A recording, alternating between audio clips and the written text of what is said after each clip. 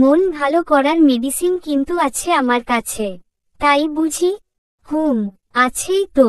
এখন দুদিন পরে তুই বাচ্চার মা হবি, আর কই এখন নিজেই বাচ্চামি করিস।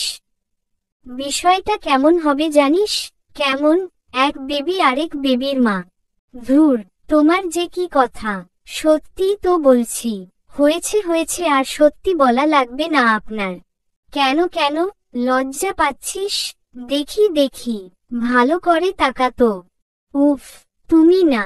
ওরে আমার লজ্জাবতী লতারে, আমার মন ভালো হয়ে গেছে। রেহানের উপর রাগ করার প্রশ্নই আসে না। ফালতু একটা কারণে মন খারাপ করেছি ভাবতেই নিজের উপর রাগ হচ্ছে। হিয়া শুন। বলো। আমি না একটা স্বপ্ন দেখেছি। কি স্বপ্ন? দেখলাম তুই একটা পরীর সাথে হেঁটে যাচ্ছিস। জানিস পরীটা ভীষণ ভীষণ মিষ্টি দেখতে। রেহানের কথা শুনে ভিতরে একটা অদ্ভুত শূন্যতা বোধ করছি। কত দূরে থেকেও সারাক্ষণ একজন আরেকজনের ছোটখাটো প্রতিটি জিনিসের খেয়াল রাখছি। রেহান সকালে ভার্সিটিতে কোন কাপড় পরে যাবে সেটা এখনো আমিই সিলেক্ট করে দেই। সকালে ওর ঘুম ভাঙ্গাই। দূরে থাকলে নাকি দূরত্ব বাড়ে, কিন্তু আমরা যেন আরও কাছে এসেছি।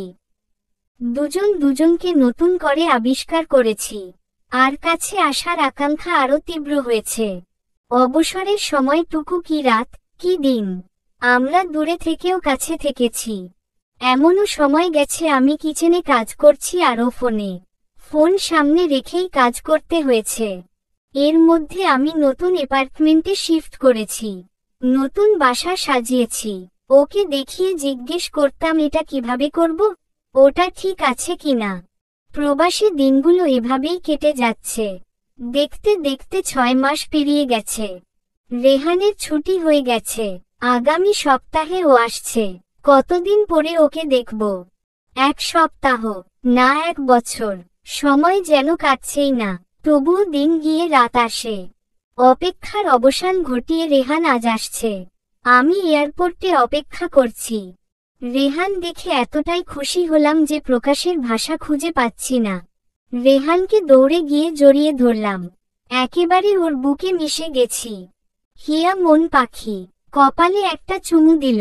তারপর দুজন বাসায় ফিরলাম। রেহান আবার আমার কাছে। একাকিত্ব ঘুচে আমার স্বপ্নের দিনগুলো আবার ফিরে এলো। একজোড়া চড়ুই পাখির সংসার। রেহানের বুকে লেপ্টে আছি। একদম ছাড়তে ইচ্ছে করছে না। রেহানও এমন ভাবে আঁকড়ে রেখেছে। আজকে তোকে অনেক সুন্দর লাগছে। ও কি? তার মানে আগে সুন্দর ছিলাম না? আজকে সত্যিই অনেক বেশি সুন্দর লাগছো গো। ইচ্ছে করছে। কি? বলবো না? বলো না। না বলা যাবে না। ধুর, ভাল লাগে না। ইচ্ছে করছে একেবারে এইখানটায় ভরে রেখে দেই, যেন কেউ দেখতে না পারে। বুকে আঙুল দিয়ে দেখিয়ে বলল। আমি চুপচাপ একটা চুমু দিয়ে দিলাম। মুচকি হেসে ও আমাকে আরো গভীরভাবে আঁকড়ে ধরল। এতদিন দূরে থেকে আজ এত কাছে। একটু পাগল পাগল লাগছে। একজোড়া চড়ুই পাখির দিনগুলো কিভাবে কেটে যাচ্ছে। একসঙ্গে কত জায়গায় ঘোরাঘুরি করলাম। একদিন দুজন একসাথে বের হলাম। আমাকে ভার্সিটিতে পৌঁছে দিয়ে ও বের হলো কিছু পুরনো বন্ধুর সাথে দেখা করবে বলে।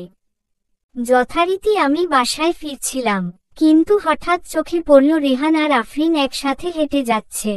এটাই চোখে পড়ার ছিল। ভীষণ মন খারাপ হয়ে গেছে। কান্না পাচ্ছে আমার। রেহান কেন ওর সাথেই দেখা করতে গেল? স্বামী তার পুরনো প্রেমিকার সাথে দেখা করছে। বিষয়টি অনেক যন্ত্রণার, অনেক বেশিই পুরে। রেহান বেশ দেরি করেই ফিরল। হিয়া মন পাখি। কি করছিস? কিছু না। এই অসময়ে শুয়ে আছিস? শরীর ঠিক আছে তো? এত দেরি করলে যে। আরে সবার সাথে এত দিন পরে দেখা। চলে আসবো তখন আফরিন হাজির।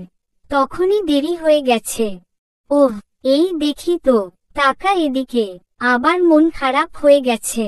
শুন হিয়া, আমি স্ট্রেইট কথা বলি, তুই জানিস। একটা কথা মাথায় ভালো করে ঢুকিয়ে নে। আমার মনে যদি আফরিনের জন্য এখন কোনো ফিলিং থাকতো তবে ওর মুখই দেখতে চাইতাম না। কিছু নেই মনে ওর জন্য? ছিল, কিন্তু এখন ওর প্রতি আমি কৃতজ্ঞ। কৃতজ্ঞ কিভাবে? কারণ ও এমনটা করেছে বলেই আমি তোকে পেয়েছি। তাই না হলে ভুল মানুষকেই চাইতাম। এবার আমি সত্যিই কেঁদে ফেললাম। ওকে আঁকড়ে ধরলাম। চলবে।